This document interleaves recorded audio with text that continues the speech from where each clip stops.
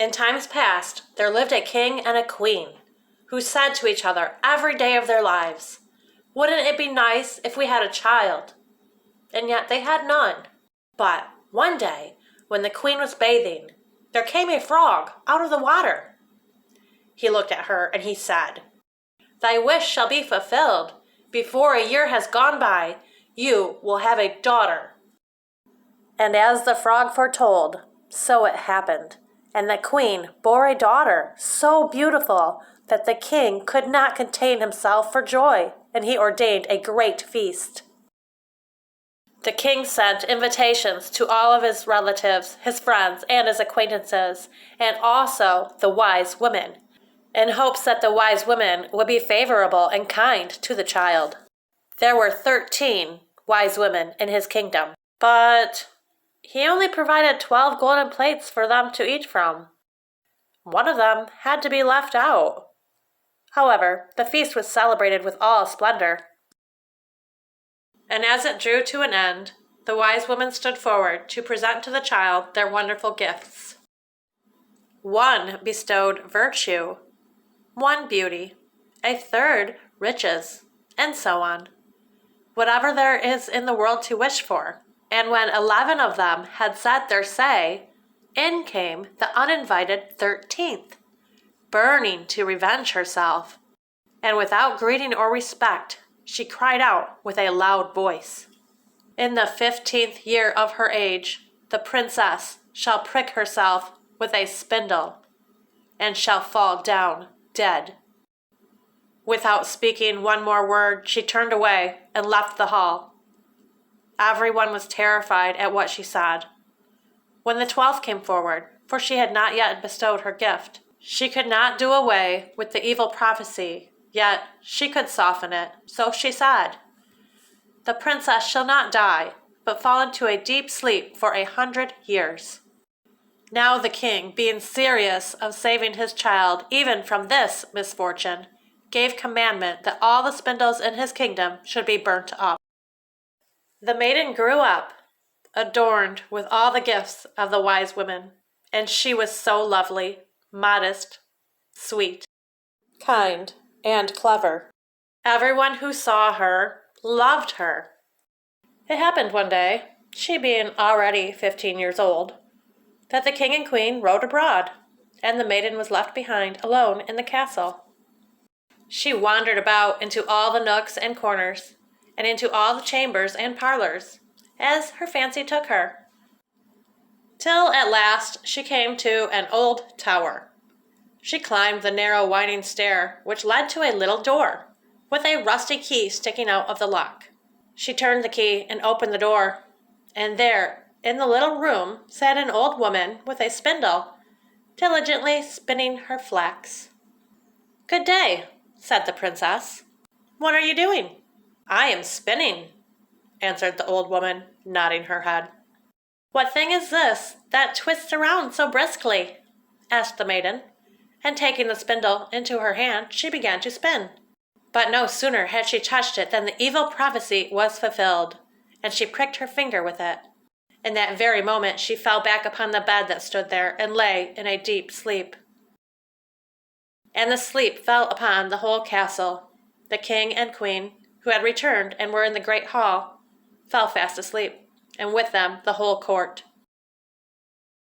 The horses in their stalls, the dogs in the yard, the pigeons on the roof, the flies on the wall, the very fire that flickered on the hearth became still and slept like the rest.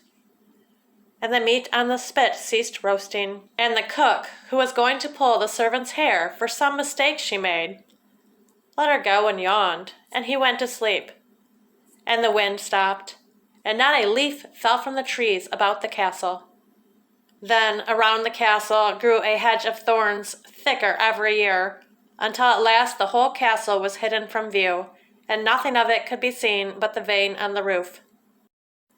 And a rumor went around of the beautiful sleeping Rosamond, for so was the princess called, and from time to time many kings' sons came and tried to force their way through the hedge. But it was impossible for them to do so, for the thorns held fast together like strong hands. and the young men were caught by them, and not being able to get free, there they died. Many years have gone by, and there came a king's son, whom heard an old man tell how there should be a castle standing behind a hedge of thorns, and that there was a beautiful, enchanted princess named Rosamond. She had slept for 100 years, and with her the king and queen and a whole court. The old man had been told by his grandfather that many kings' sons had sought to pass the thorn hedge, but had been caught and pierced by the thorns and had died a miserable death. The young man said, "Nevertheless, I do not fear. I shall win through and see the lovely Rosamond." The good old man tried to dissuade him, but the prince would not listen to his words. For now the 100 years were at an end, and the day had come when Rosamond should be wakened. When the prince drew near the hedge of thorns, it was changed into a hedge of beautiful, large flowers. The flowers parted and bent aside for him to pass, and then they closed behind him in a thick hedge.